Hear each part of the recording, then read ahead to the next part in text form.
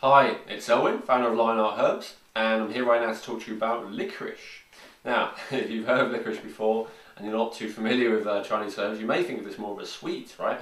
And in fact, it's true. Licorice root is about 500 times sweeter than sugarcane, so this is a very, very sweet plant.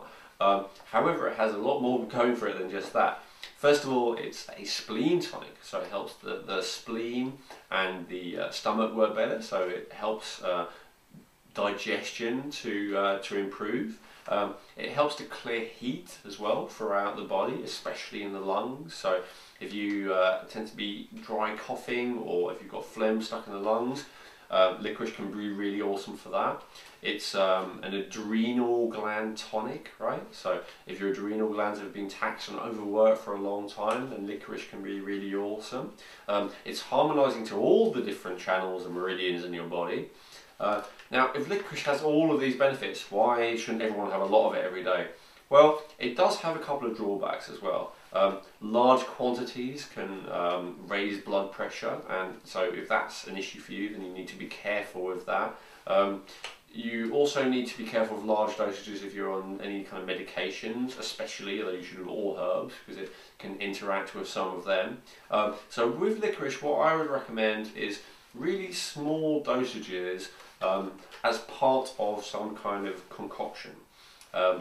You might notice in my different herbal formulas that are available on Lionheart Herbs, like Rejuvenate or Serenity, or in fact all of them, they all have a little bit of licorice in there, not a lot, but it's one of the ingredients. And that's because probably the primary purpose of licorice in Taoist tonic herbal medicine is as a harmonizer, so it helps all the other herbs to work together better rather than there being any chance of them clashing.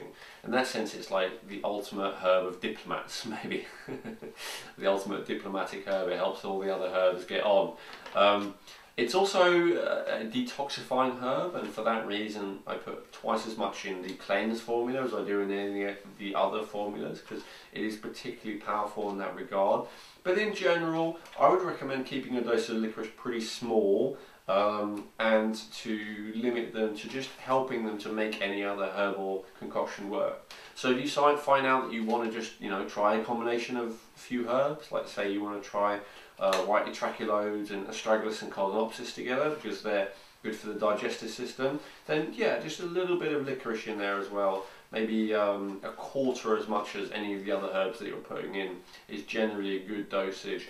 And I would encourage you to, keep your use of licorice for that unless you really know what you're doing. But for that reason, it's absolutely awesome. It also tastes really great, obviously, and it's really helpful for making those herbs work well together.